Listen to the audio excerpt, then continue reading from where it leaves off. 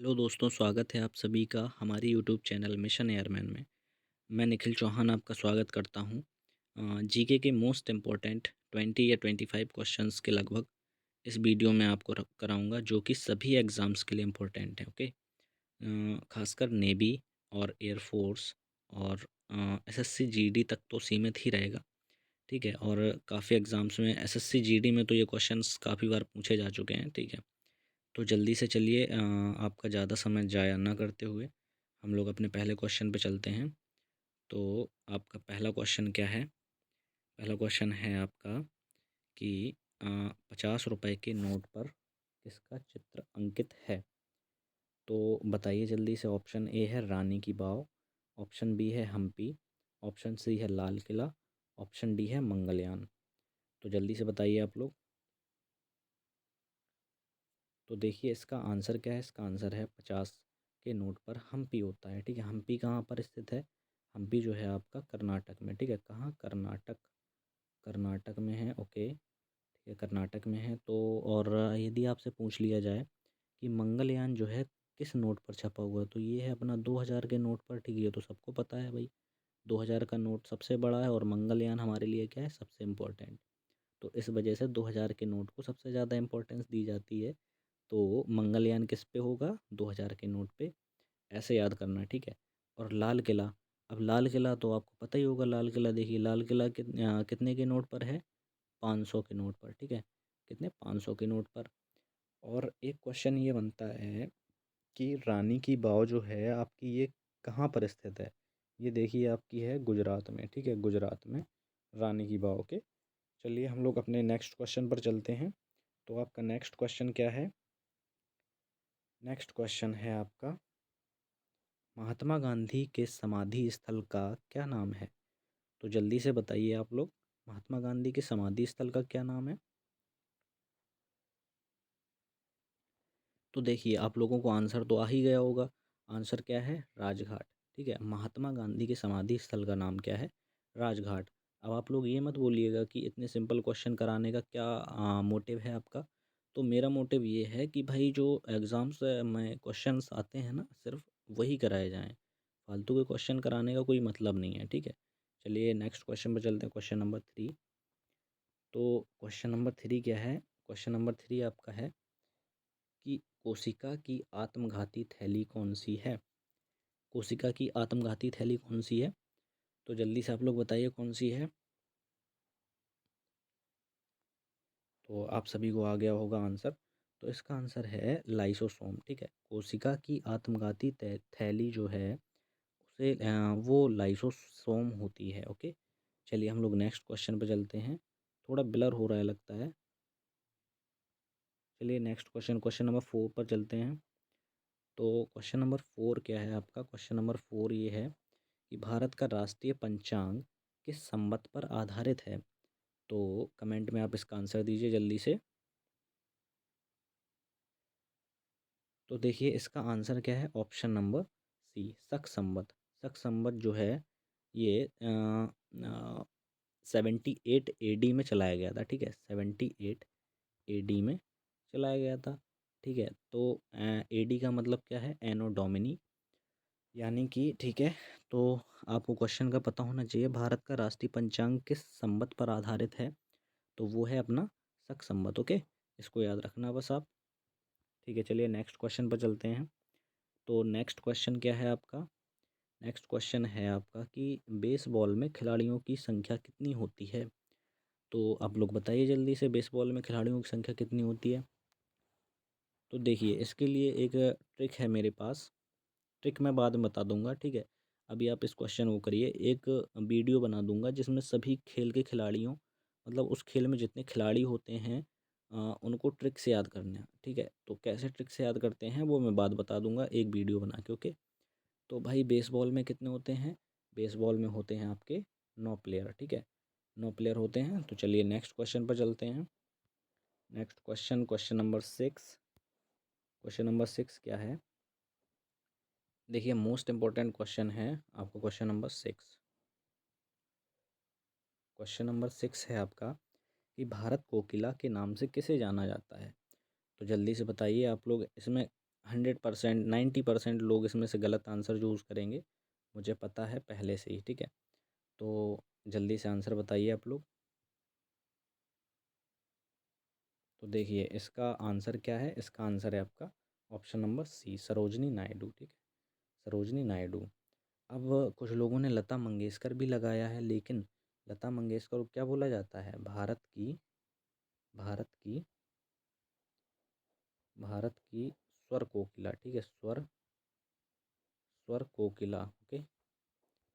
तो भारत की स्वर कोकिला बोला जाता है, और भारत कोकिला के नाम से कौन, सरोजनी नायडू प्रसिद्ध हैं, ठीक है।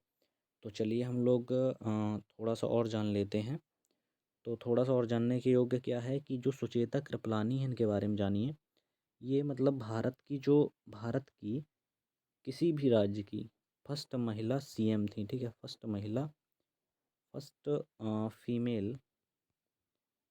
फीमेल सीएम, ठीक। कौन, सुचेता कृपलानी। और ये कहाँ की सीएम थी, यूपी की, ठीक है, यूपी की सीएम थी, उत्तर प्रदेश की सीएम बनी थी सुचेता कृपलानी, ओके, ठीक है। और यदि आपसे पूछा जाए कि प्रथम महिला लोकसभा अध्यक्ष कौन थी, फर्स्ट वुमेन, रुकना ज़रा, स्पेस नहीं बची मेरे पास। तो क्वेश्चन आपसे पूछा जाएगा कि प्रथम फर्स्ट वुमेन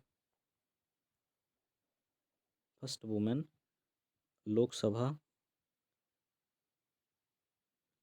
स्पीकर, ओके। तो वो कौन है, मीरा कुमार, ठीक है, लोकसभा स्पीकर। तो वो हैं आपकी कौन, मीरा कुमार, ठीक है। तो चलिए हम लोग नेक्स्ट क्वेश्चन पर चलते हैं, क्वेश्चन नंबर 7 पर।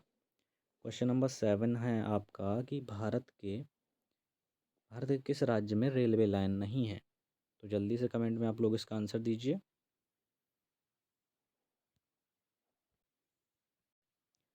तो जल्दी से आप लोग कमेंट में इसका आंसर दीजिए। तो देखिए आपका आंसर क्या है, आपका आंसर है मेघालय, ठीक है। मेघालय भारत का एक ऐसा राज्य है जिसमें कोई रेलवे लाइन नहीं है, ठीक है। याद रखने योग्य बात यह है कि मेघालय एक ऐसा अपना राज्य है जहाँ पर कोई रेलवे लाइन नहीं है। चलिए हम लोग नेक्स्ट क्वेश्चन पर चलते हैं, क्वेश्चन नंबर 8 पर। तो भाई क्वेश्चन नंबर 8 तो बहुत ही सिंपल है, आपको सिंपल सा लगेगा। क्वेश्चन नंबर 8 ये है कि नींबू में कौन सा अम्ल पाया जाता है। तो आप लोगों को बताना है, फॉर्मिक अम्ल पाया जाता है क्या, या मैलिक एसिड पाया जाता है, या टार्ट्रिक एसिड पाया जाता है, सिट्रिक एसिड नींबू में। तो भाई देखो नींबू में हमेशा खट्टे एसिड पाए जाते हैं, ठीक है, खट्टे, क्योंकि नींबू तो खट्टा होता है। तो चलिए इसका आंसर बता देता हूँ आपको, तो ये है सिट्रिक एसिड, ठीक है। नींबू में आपका क्या पाया जाता है, सिट्रिक एसिड। सभी खट्टे पदार्थों में, ज़्यादा से ज़्यादा खट्टे पदार्थों में, कुछ एक्सेप्शनल होते हैं जिनमें सिट्रिक नहीं पाया जाता, लेकिन मोस्टली जो खट्टे पदार्थ होते हैं उनमें सिट्रिक एसिड पाया जाता है, ठीक है। तो अब जैसे आपसे क्वेश्चन पूछ लेता है कि फार्मिक एसिड क्या होता है। फार्मिक एसिड कहाँ, ये पाया जाएगा आपका चींटी के डंक में, ठीक है, चींटी के डंक में, ओके। तो फार्मिक एसिड आपका चींटी के डंक में हो गया, ठीक है। और ये होता है मैलिक एसिड, मैलिक एसिड होता है जैसे ये सेब में पाया जाता है, सेब, ठीक है, सेब। इसको याद रखना, ये पूछा जाता है पेपर में कि मैलिक एसिड किस में पाया जाता है, सेब में, ठीक है। चलिए हम लोग नेक्स्ट क्वेश्चन, और ये रह गया टार्ट्रिक अम्ल। तो टार्ट्रिक अम्ल जो होता है आपका, ये होता है किस में, इमली में, ठीक है। टार्ट्रिक अम्ल जो होता है वो इमली में पाया जाता है, ओके। चलिए हम लोग नेक्स्ट क्वेश्चन, क्वेश्चन नंबर 9 पर चलते हैं। क्वेश्चन नंबर 9 क्या बोलता है, देखते हैं। देखिए कितना सिंपल सा क्वेश्चन आया है। क्वेश्चन नंबर 9, मनुष्य में कुल कितनी हड्डियां होती हैं, ठीक है। ये एक वयस्क मनुष्य की बात कर रहा है, वयस्क मनुष्य को जोड़ लीजिए, वयस्क, वयस्क मतलब 18 प्लस, 18 प्लस मान लीजिए, वयस्क मनुष्य, ठीक है। तो इसका आंसर क्या होगा, आप सभी को पता होगा। देखिए इसका आंसर है आपका 206। बचपन से ही सबको पता है कि 206 हड्डियां होती हैं मनुष्य में, ठीक है, वयस्क मनुष्य में। तो अब लेकिन ये पूछ लेता है कि जो नवजात शिशु होता है ना, नवजात शिशु में कितनी हड्डियां होती हैं, ठीक है। नवजात शिशु में होती हैं आपकी कितनी, 300, 300, ओके। चलिए हम लोग नेक्स्ट क्वेश्चन पर चलते हैं, क्वेश्चन नंबर 10 पर। तो क्वेश्चन नंबर 10 क्या बोलता है कि निम्नलिखित में से ब्लू प्लांट किसे कहा जाता है। तो भाई इसको अगर नहीं बता पाए ना आप लोग, ब्लू प्लैनेट किसे बोला जाता है, तो फिर आप लोग क्या ही बताएंगे। चलिए जल्दी से बताइए। तो देखिए ब्लू प्लैनेट किसे बोला जाता है, ब्लू प्लैनेट बोला जाता है भाई पृथ्वी को। ठीक। क्यों बोला जाता है ब्लू प्लैनेट? क्योंकि देखो भाई, ऐसा है कि ब्लू ब्लू का मतलब होता है क्या, नीला कलर, ठीक है। तो जब हम आसमान से देखते हैं ना, तो पृथ्वी पर कई महासागर हैं, महाद्वीप हैं। तो जो ये महासागरों में जल वगैरह भरा रहता है, ये ब्लू कलर का दिखाई देता है, ठीक है। ब्लू कलर का महासागर में, ठीक है। तो इस वजह से इसे ब्लू प्लैनेट बोला जाता है। ओके। चलिए हम लोग नेक्स्ट क्वेश्चन पर चलते हैं, ठीक है। Question number 11। क्वेश्चन नंबर 11 क्या बोलता है? क्वेश्चन नंबर 11 क्या बोलता है आपका कि निम्नलिखित में से किसको अपनी विजयों के कारण भारत का नेपोलियन कहा जाता है? तो जल्दी से आप लोग बताइए। ये मोस्टली एग्ज़ाम्स में आता है, मोस्ट इम्पोर्टेंट क्वेश्चन है, ठीक है। और ज़्यादातर एग्ज़ाम्स में पूछा जाता है, ठीक है। तो जल्दी से आप लोग इसको कमेंट में इसका आंसर दीजिए जल्दी से। तो इसका आंसर है आपका क्या? समुद्रगुप्त। ठीक है, समुद्रगुप्त को भारत का नेपोलियन कहा जाता है, ठीक है। समुद्रगुप्त को क्या बोला जाता है? भारत का नेपोलियन। चलिए हम लोग नेक्स्ट क्वेश्चन पर चलते हैं, क्वेश्चन नंबर 12 पर। तो 12 में क्या बोला गया है? 12 में देखिए ये क्या बोला गया है कि भारत में सबसे लंबी सिंचाई नहर कौन सी है? ये भी मोस्ट इम्पोर्टेंट क्वेश्चन है, ठीक है। सभी मोस्ट इम्पोर्टेंट क्वेश्चन है, किसी को हल्के में मत लेना भाई। ओके। तो जल्दी से बताइए आप लोग इसका आंसर।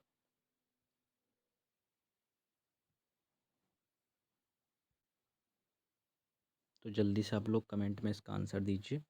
भारत में सबसे लंबी सिंचाई नहर कौन सी है? तो जल्दी से बताइए आप लोग। तो देखिए ये है भारत में इंदिरा गांधी नहर, ठीक है।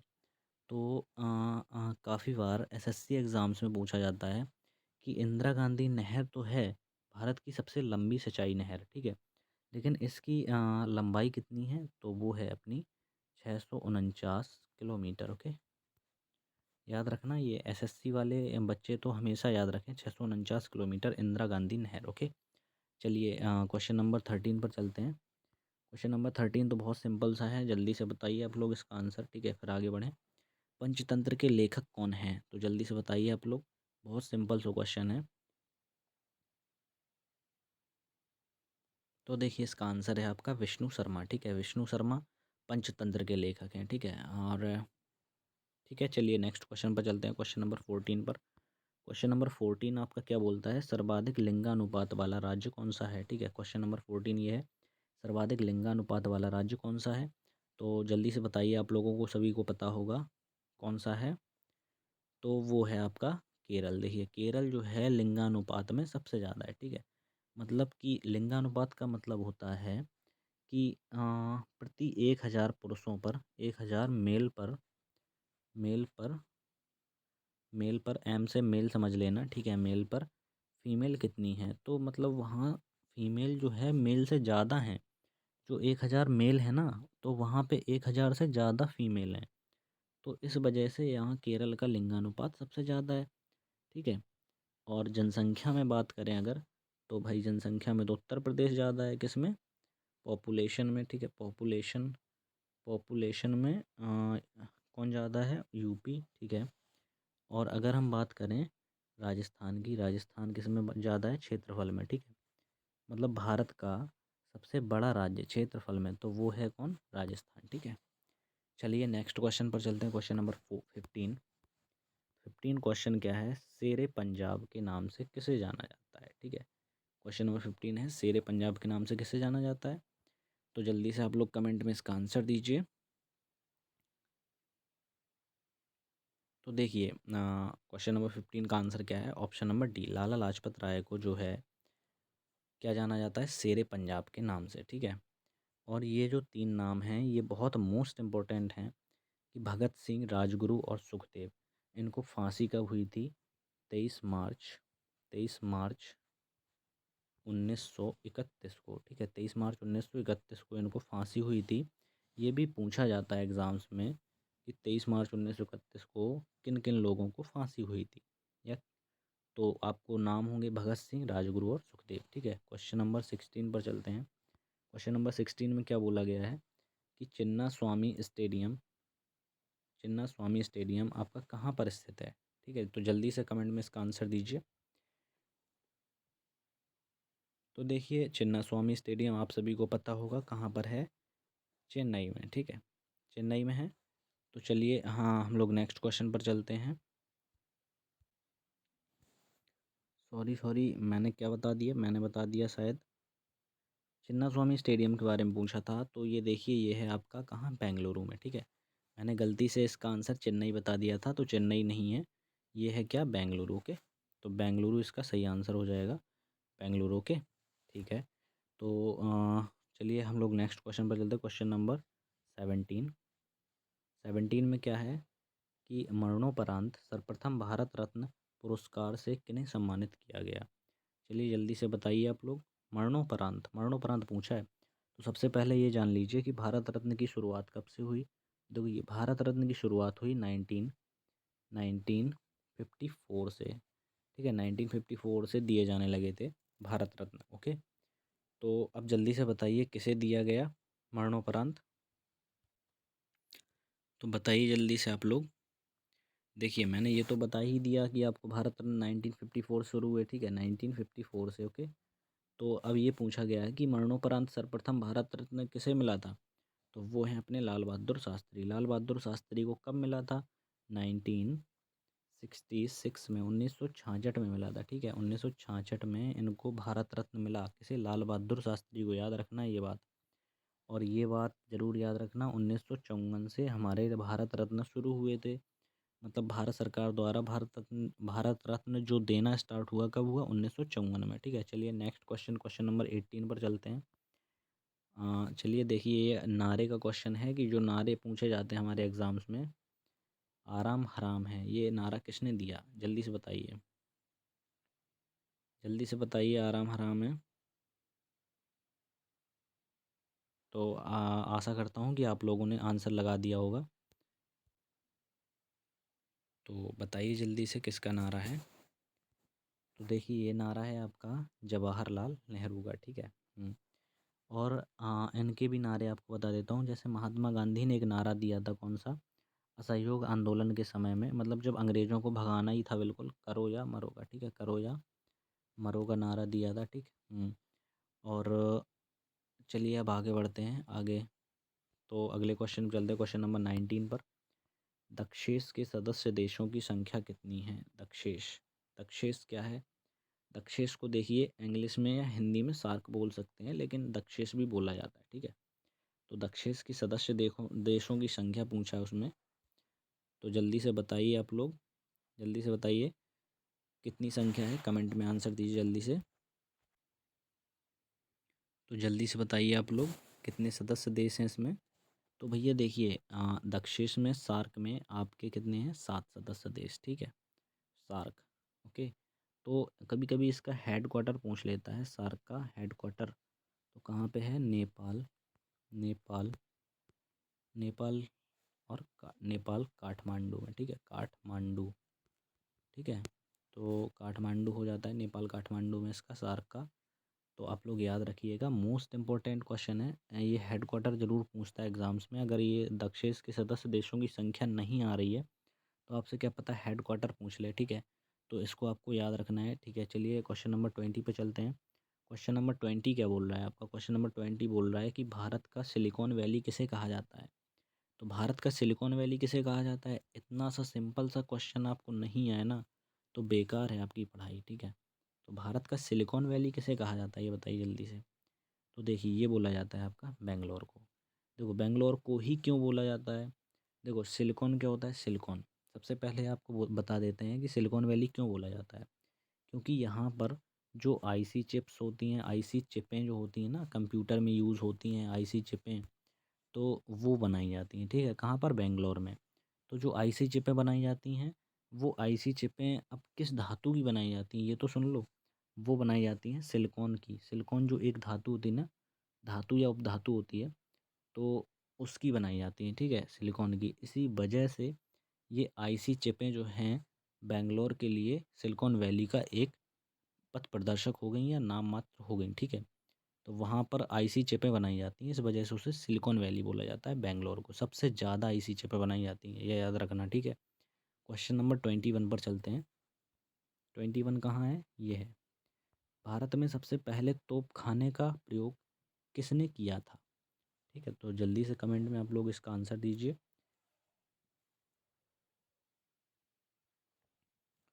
तो इसका आंसर है आपका बाबर, ठीक है। बाबर ने जो है पानीपत की लड़ाई में तोप खाने का प्रयोग किया, ठीक है। ओके, चलिए हम लोग नेक्स्ट क्वेश्चन पर चलते हैं। Question number 22। क्वेश्चन नंबर 22 क्या बोलता है? ये इसमें देखिए नंबरिंग ज़रा लिखना भूल गए हैं। तो क्वेश्चन नंबर 22 क्या है ये देखिए आप लोग। क्वेश्चन नंबर 22 ये है, यहाँ से पढ़ना स्टार्ट कीजिएगा, ठीक है। संघनन प्रक्रिया निम्नलिखित में से किसे कहते हैं? साइंस के क्वेश्चन है ये, याद रखना। तो संघनन प्रक्रिया निम्नलिखित में से किसे कहते हैं? तो जल्दी से बताइए कमेंट में इसका आंसर आप लोग। सॉरी, ये क्या है? ठीक है, जल्दी से बताइए आप लोग। तो देखिए क्या है, आपको चौथा ऑप्शन दिख रहा होगा ना। देखिए पहले ऑप्शन में क्या है? जल का वाष्प में रूपांतरण। दूसरा क्या है? जल वाष्प का ठोस में रूपांतरण। तो देखिए संघनन प्रक्रिया तो आप लोगों ने पहले ही पढ़ा होगा, 8 में या 7th में पढ़ा होगा कि जल वाष्प का जो है अपने द्रव्य रूप में रूपांतरण होता है, ठीक है। क्या होता है? जल वाष्प का अपने द्रव्य रूप में रूपांतरण हो जाता है, ठीक है। चलिए नेक्स्ट क्वेश्चन पर चलते हैं, क्वेश्चन नंबर 23 पर। क्वेश्चन नंबर 23 क्या है? ये है 23, ठीक है। नंबर नंबर लिखना भूल गए हैं, थोड़ा सा कोऑपरेट कीजिएगा। 23 ये है कि जब घर्षण बल होता है तभी पिंड गति करता है, ओके। तो इसमें ये बताना है कि घर्षण बल कैसा होता है। वस्तु के मतलब जो आरोपित बल के बराबर होता है तभी पिंड गति करेगा, या आरोपित बल से कम होगा तभी पिंड गति करेगा, या आरोपित बल से अधिक होगा तब पिंड गति करेगा, या घर्षण बल बिल्कुल शून्य हो जाए तब पिंड गति करेगा। देखिए तो घर्षण बल क्या होता है? जैसे हम लोग ज़मीन पे चलते हैं ना, ज़मीन पे हम लोग चलते हैं, मान के चलिए चल रहे हैं, ठीक है। तो चल रहे हैं भाई और फिसल नहीं रहे हैं, मतलब फिसलते नहीं हैं। तो उसका कारण क्या होता है कि भाई नीचे जो है हमारा घर्षण बल लग रहा है, ठीक है। घर्षण बल लग रहा है, इस वजह से हम नहीं फिसल रहे हैं। अगर घर्षण बल लगना मतलब घर्षण बल अगर शून्य हो जाए ना, घर्षण बल अगर शून्य हो जाए तो धड़ाम से नीचे गिरेंगे, ठीक है। ऐसे ऐसे करके नीचे हो जाएंगे, गिर पड़ेंगे। घर्षण बल अगर शून्य हो जाए, ठीक। तो भाई साहब इस क्वेश्चन का आंसर पता है क्या है? इस क्वेश्चन का आंसर आपका है, इस क्वेश्चन का आंसर क्या है? आरोपित बल से कम होना चाहिए, ठीक है। यदि देखो जब घर्षण बल अगर आरोपित बल के बराबर हो गया तो भाई कैसे चल पाएगा वो? यदि आरोपित बल से कम रहेगा तो उसे चलने में आसानी होगी, ठीक है। तो चलिए नेक्स्ट क्वेश्चन पर चलते हैं। Question number 24। क्वेश्चन नंबर 24, ठीक है। एक घड़ी साधारण लोलक की भांति कार्य करती है। जब इसे पृथ्वी अर्थ से चंद्रमा पर ले जाया जाता है तो यह कैसे कार्य करेगी? ये बताइए जल्दी से आप लोग, जल्दी से बताइए आप लोग। तो देखिए साधारण सी बात है, यदि पृथ्वी पर जिस स्पीड से घड़ी का लोलक चल रहा है उसको चंद्रमा पर ले जाया जाएगा तो वो क्या हो जाएगा? स्लो हो जाएगी, ठीक है। ये भी इम्पोर्टेंट क्वेश्चन है, ओके, याद रखना। चलिए नेक्स्ट क्वेश्चन पर चलते हैं। नेक्स्ट क्वेश्चन क्या है? नेक्स्ट क्वेश्चन है आपका, नेक्स्ट क्वेश्चन है 25, ओके।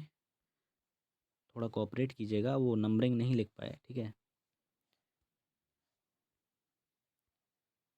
बड़ा कर देते हैं थोड़ा सा आपके लिए। 25, ओके। तो निम्नलिखित में से कौन है किण्वक है? कौन मतलब कौन किण्वक है? ओके, किण्वक समझ रहे होंगे। एंजाइम पूछ रहा है, एंजाइम कौन सा है?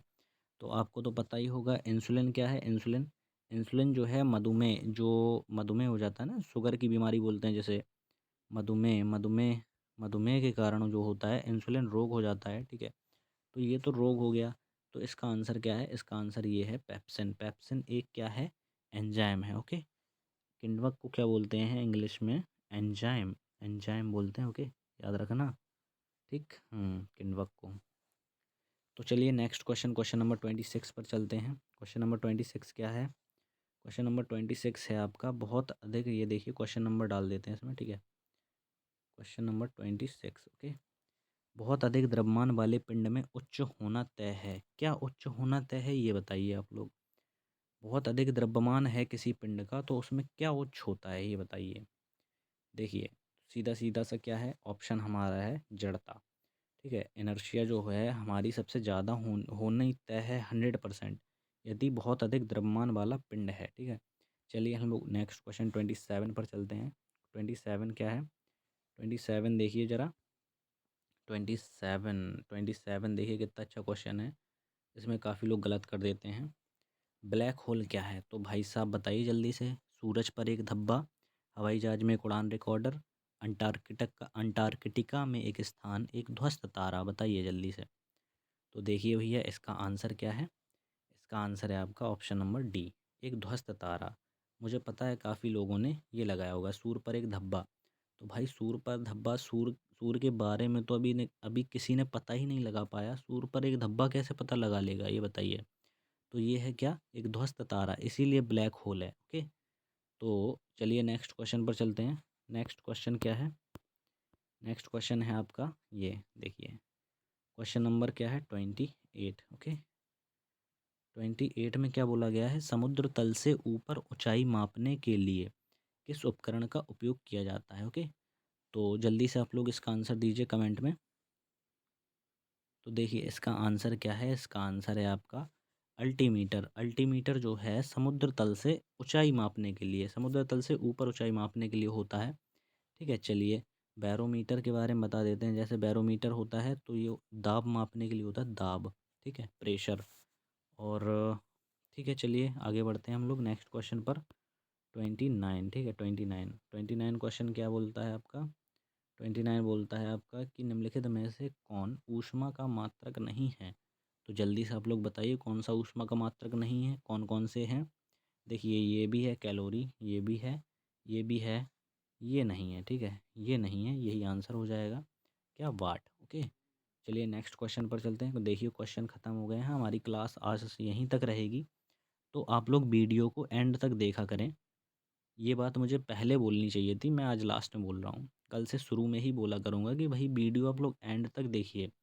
एंड तक देखिए, हर एक क्वेश्चन का इम्पोर्टेंट, मतलब हर एक इम्पोर्टेंट क्वेश्चन कराया गया है इसमें। ठीक है, तो जो कि आपके एग्ज़ाम्स के लिए बेनिफिशियल होगा।